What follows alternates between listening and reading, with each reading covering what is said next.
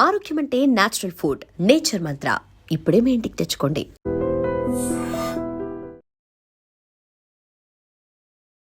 నమస్తే, welcome to healthy conversations with IT media. So ఈరోజు మనతో ఉన్నారు డాక్టర్ దిలీప్ గారు, ఎక్స్పర్ట్ ఇన్ ఆయుర్వేద, ఆక్యుపంచర్, అలాగే న్యాచురల్ సైన్సెస్ కూడా. సో చాలామంది ఫేస్ చేసే ప్రాబ్లం బ్యాక్ పెయిన్. మన గెస్చర్ కరెక్ట్గా కూర్చోకపోయినా, సిట్టింగ్ పొజిషన్ కరెక్ట్గా లేకపోయినా, గంటలు గంటలు తరబడి ల్యాప్టాప్ ముందు పనిచేసినా, లేదా ఒక్కలాగే ఇలా ఉండిపోవడం, లేకపోతే ఎక్కువసేపు నిలబడడం ఇలా చేసినప్పుడు ఏంటంటే చాలా సివియర్ బ్యాక్ పెయిన్ని వాళ్ళు ఫేస్ చేస్తూ ఉంటారనమాట. అండ్ రిలేటెడ్ ఇష్యూస్ కూడా వస్తూ ఉంటాయి, బాడీ పెయిన్స్ కానీ ఇలాంటివి. మరి దీని నుంచి ఎలా మనం బయటపడాలి? ఆయుర్వేదంలో ఎలాంటి మెడిసిన్ ఉంది? దీని గురించి మాట్లాడదాము. నమస్తే అండి. నమస్తే. సో శారీరక శ్రమ లేని జాబ్స్ ఇప్పుడంతా. ఓకే. అంటే ఇంతకుముందు వ్యవసాయమో లేకపోతే ఇంకేదో కాకుండా కూర్చొని చేసే పనులు. చక్కగా ఎలా వస్తున్నారో ఆఫీస్ నుంచి అలానే వెళ్ళిపోతున్నారు. శారీరక శ్రమ ఉండట్లేదు. దీనివల్ల బ్యాక్ పెయిన్స్ వస్తున్నాయా? బ్యాక్ పెయిన్స్ రావడానికి అసలు రీజన్ ఏంటి? శారీరకంగా పనిచేసే వాళ్ళకు బ్యాక్ పెయిన్స్ తక్కువనే ఉంటాయండి.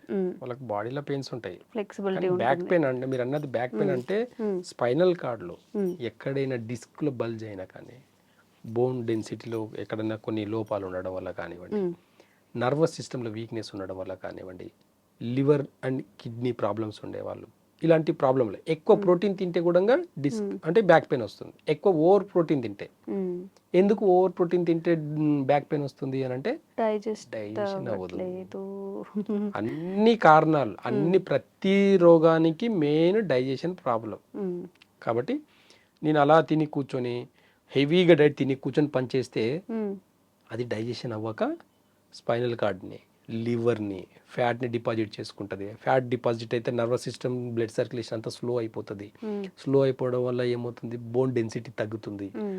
బోన్కి బ్లడ్ సర్క్యులేషన్ ప్రాపర్గా ఉండాలి. ఏ మాత్రం కొద్దిగా తగ్గినా బోన్ డెన్సిటీ ఒక్క రోజులో కాదు, ఒక 1 to 2 yearsలో స్లోగా డౌన్ అవ్వడం వల్ల చిన్న ఏజ్లో కూడా బ్యాక్ పెయిన్స్ రావడం జరుగుతుంది. ప్రధానంగా వీళ్ళ డైట్ చిన్న ఏజ్లో ఒకవేళ 20 to 30 years ఏజ్ వాళ్ళకు బ్యాక్ పెయిన్ వచ్చిందంటే ప్రధానంగా కారణం వాళ్ళు తినే డైట్ స్టైల్. తింటే బాగా పులుపుతో సంబంధించిన ఫుడ్ తింటుంటారు, లేదంటే స్పైసీ ఫుడ్ తింటుంటారు. స్పైసీ ఫుడ్లో హెవీ ప్రోటీన్ ఫుడ్ తింటుంటారు. కాబట్టి ఇలాంటి ఫుడ్ తినడం వల్ల కూడా కానీ ఇండైజెషన్ వల్ల వచ్చే ప్రాబ్లమ్స్ ఎక్కువ ఉంటాయి. చిన్న ఏజ్లో బోన్ డెన్సిటీ అనేది పెద్దగా ఎఫెక్ట్ పడకపోవచ్చు, కానీ లివర్ అనేది మాత్రం చాలా ఫాస్ట్గా ఎఫెక్ట్ పడుతుంది. ఈ స్పైసీ ఫుడ్ తిన్నప్పుడు లంగ్స్ మీద ఎఫెక్ట్ ఎక్కువ అవుతుంది. కాబట్టి వాళ్ళకు ఒకలాంటి మూమెంట్ అక్కడే ఒక లాంటి బ్యాక్ పెయిన్ అక్కడక్కడే మూవ్ అవుతూ పెయిన్ వస్తుంటుంది అనమాట. ఎగ్జాంపుల్ చెప్పాలంటే L4, L5, L5S1 ఇలాంటి కరెక్ట్గా ఒక మూమెంట్ జెయింట్ దగ్గరనే మాత్రమే కరెక్ట్గా స్ట్రెంత్ అనేది, నర్వస్ సిస్టంలో స్ట్రెంత్ లేకపోవడం వల్ల, లివర్ అనేది బాగా దెబ్బతినడం వల్ల, లివర్ అనేది అంటే డైజెషన్ మనం తిన్న ఫుడ్ డైజెషన్ చేసుకోకపోవడం వల్లనే ఈ బ్యాక్ పెయిన్ రావడానికి రీజన్. అక్కడ బోన్ డెన్సిటీలో ఏం ప్రాబ్లం ఉండదు, కానీ అక్కడ ఉన్న మజిల్, నర్వస్ సిస్టమ్, టెండన్ సిస్టంలోనే మాత్రమే ప్రాబ్లమ్స్ వస్తాయి. కాబట్టి ఒక్కసారి ఒక 1 week సివియర్ బ్యాక్ పెయిన్ ఉండే వాళ్ళకు బాగా గుర్తుపెట్టుకోండి, ఒక 1 week కానీ వెజిటేబుల్ మాత్రమే తిన్నారనుకోండి, వెజిటేబుల్ డైట్. ఈ వెజిటేబుల్ డైట్ ఎంత సింపుల్ అంటే 4 రకాల వెజిటేబుల్స్ని దాంట్లో ఒక 4 పచ్చిమిరపకాయలు ప్లస్ ఒక ఇంత సాల్ట్ వేసుకొని హాఫ్ బాయిల్ చేసుకొని తినండి. ఒక్క 1 week తిని చూడండి, కంప్లీట్గా నార్మల్. మళ్ళీ పెయిన్ ఒక 1-2 months తర్వాత రావాలి. మళ్ళీ 1-2 months నీ ఇష్టానికి వచ్చినట్టు తింటే తప్ప రాదు. కానీ best remedy just only vegetables మాత్రమే తిని చూడండి, కడుపు నిండా తినండి. ఎందుకంటే ఈ వెజిటేబుల్స్ అనేటివి ఫస్ట్ డైజెషన్ సిస్టమ్ని మారుస్తుంది, లివర్ని డిటాక్స్ చేస్తుంది, మెటబాలిజం సిస్టమ్ అంతా రీసెట్ అవుతుంది. కాబట్టి మెయిన్ ప్రధానంగా ఈ కారణాలతో వచ్చింది. కాబట్టి ఈ కారణాలతో ఉన్న ఫస్ట్ లివర్ అనేది సెట్ అయింది అనుకోండి, మిగతా ఆర్గన్స్ అన్ని కూడా, మిగతా హార్మోన్స్ అన్ని కూడా సెట్ అవుతాయి, నర్వస్ సిస్టమ్ స్టిమ్యులేట్ అవుతుంది. ఈజీ డైజెషన్ వల్ల బ్యాక్ పెయిన్ ని చాలా ఈజీగా తగ్గించుకోవచ్చు. చాలా మంది ఈ డైట్ చేసేదాన్ని కూడా ఇబ్బంది పడుతున్నారు. చాలా సింపుల్ డైట్ చేసేదాన్ని కూడా చాలా ఇబ్బంది పడుతున్నారు. కాబట్టి ఇది కరెక్ట్ అయిన పద్ధతి కాదు. కాబట్టి ఈజీ డైజెషన్ అయ్యేది ఒకసారి తిని చూడండి. ఒక 1 week హెవీ డైట్ ఆపేయండి. ప్రోటీన్, పాలు తాగితే, టీ తాగితే మంచిది కాదండి. ఇవన్నీ బాడీలో పెయిన్స్ ఉండే వాళ్ళకు ఎవరికి సూటబుల్ కాదు. ఇది చాలా మంది ఏం చేస్తారు, బ్యాక్ పెయిన్ ఉండే వాళ్ళకు అశ్వగంధ తీసుకొని బ్యాక్ పెయిన్ తగ్గుతుందని పాలు వేసుకొని తాగుతారు. ఆ బ్యాక్ పెయిన్ తగ్గదు, ఆ ఎనర్జీ రాదు. అంటే అందరికీ పాలు పడవు. లంగ్స్ లో ప్రాబ్లం ఉండే వాళ్ళకు పాలు పడదు, డైజెషన్ సిస్టమ్ బాగాలేని వాళ్ళకు పాలు మిల్క్ ప్రొడక్ట్స్ పడవు. ఇప్పుడున్న మార్కెట్లో ఏం పాలు ఉన్నాయండి, ఒక్కసారి గుర్తు తెచ్చుకోండి. ఏం తాగుతున్నాం అనేది కూడా ఒక చిన్న అవేర్నెస్ తో తాగాలి మనం. కాబట్టి ఈ కెమికల్ ఫుడ్ నుంచి మనము బయటపడాలంటే ఈజీ డైజెషన్ ఫుడ్ అంటే బెస్ట్ రెమెడీ అంటే వెజిటేబుల్స్ని బాయిల్ చేసుకొని తినడం. దీని ద్వారా డైజెషన్ సిస్టమ్ మంచిగా అయింది కాకుండా బాడీలో ఉన్న మెటబాలిజం సిస్టమ్ అంతా కూడా మంచిగా అయినప్పుడు బాడీలో ఎలాంటి డిసీజ్ కూడా ఉండదు. షుగర్ని తగ్గించుకోవచ్చు, బీపీని తగ్గించుకోవచ్చు, థైరాయిడ్ని తగ్గించుకోవచ్చు, బ్యాక్ పెయిన్ తగ్గించుకోవచ్చు, ఓవర్ వెయిట్ని కూడా తగ్గించుకోవచ్చు ఈ ఒక్క రెమెడీ తోటి. కాబట్టి బెస్ట్ రెమెడీ ఇది. ఆయుర్వేదకి వెళ్తే కొన్ని గోక్షుర అని ఉంటుంది, అంటే పల్లెరుకాయ అని అంటాం మనం. అలాంటివి కొన్ని మెడిసిన్స్ ఉంటాయి ఆయుర్వేదలో. వాళ్ళ బాడీ తత్వాన్ని బేస్ చేసుకొని అలాంటి పల్లెరుగా చూర్ణాన్ని మనం ఇంకొక దాంట్లో అంటే ఇంకొక రెమెడీతో కలిపి ఇవ్వడం వల్ల చాలా ఫాస్ట్గా తగ్గిపోతాయి. ఇదే పల్లెరకాయ చూర్ణంని మనం శిలాజిత్లో కలిపించేస్తాం.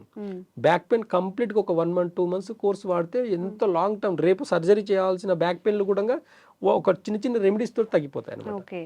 అలాంటి రెమెడీస్కి వాడడం వల్ల అసలు మంచి మంచి రిజల్ట్స్ చూస్తున్నారు మా పేషెంట్స్. చాలా మంది ఎంతోమంది ఎంత సివియర్ రేపు సర్జరీ, మోకాల సర్జరీలు, కొంతమంది నడుము సర్జరీలు చేసుకునే వాళ్ళు కూడా నెక్ బెల్ట్ వేసుకునే వాళ్ళు కూడా చాలా ఈజీగా చిన్న చిన్న రెమెడీస్ తోటి తగ్గించుకుంటున్నారు. చిన్న చిన్న డైట్ కరెక్షన్ చేయడం వల్ల, చిన్న చిన్న టైం కరెక్షన్ చేయడం వల్ల చాలా ఈజీగా తగ్గుతున్నారు. కాబట్టి ఇలాంటి అవేర్నెస్ లేకపోవడం వల్ల హాస్పిటల్కి పరిగెత్తి స్కానింగ్లు, ఎక్స్రేలు ఇవన్నీ తీసుకుంటూ కూడా ఆపరేషన్లకు దారి తీస్తుంది. ఆపరేషన్లు చేసుకొని కూడా తగ్గించుకునే రోగాలు చాలా ఉన్నాయి. అప్పుడే సాటిస్ఫాక్షన్ ఉంటుంది. అన్ని డబ్బులు వదిలించుకొని ఏదో టాబ్లెట్ వేసుకొని ఒక 15 days 20 days వాడితే అప్పుడు ఫీల్ అవుతారు, ఓకే నాకు తగ్గుతుంది అని చెప్పి.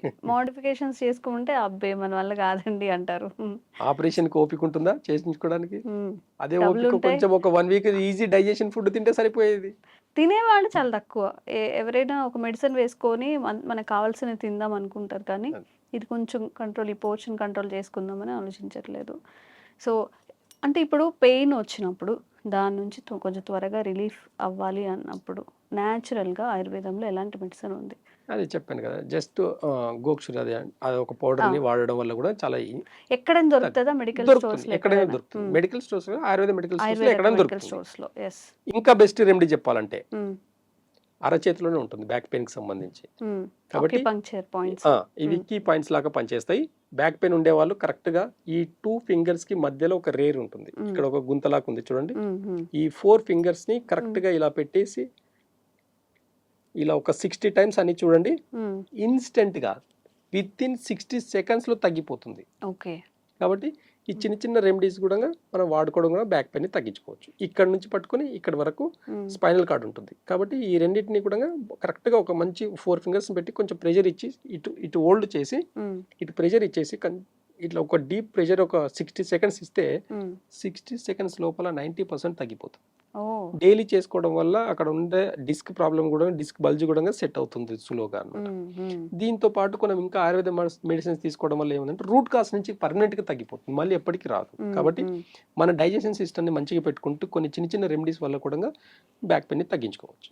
అండ్ ప్రతి ఒక్కళ్ళకి ఇంకా వేరే డిసీజెస్ కానీ వేరే ఇబ్బందులు కూడా ఇన్వాల్వ్ అయి ఉంటాయి. కాబట్టి ఏదైనా మనకి డిసీజ్ లేదా ఇలాంటి ఇబ్బంది ఉన్నప్పుడు పర్టికులర్గా డాక్టర్ దగ్గరికి వెళ్ళి నాకు ఈ బంచ్ ఆఫ్ ప్రాబ్లమ్స్ ఉన్నాయి, ఇవన్నీ ఉన్నాయి, దీనికి సొల్యూషన్ ఏంటని అడిగితే చాలా బాగుంటుంది. చాలామంది వీడియోస్ చూసో లేకపోతే యూట్యూబ్లోనో గూగుల్లోనో సెర్చ్ చేసి నాకు బ్యాక్ పెయిన్ వస్తుంది, ఏం చేయాలి, అదేదో సజెస్ట్ చేస్తే అది ఫాలో అవుతుంటారు. ఇది మాత్రం చాలా రాంగ్. దీనివల్ల ఇంకా ఎఫెక్ట్స్ అయ్యే ఛాన్సెస్ ఉంటాయి. కాబట్టి ఒక ప్రాపర్ డాక్టర్ని అయితే కన్సల్ట్ అవ్వండి, త్వరగా దీని నుంచి బయటపడండి. Thank you so much sir. Thank you.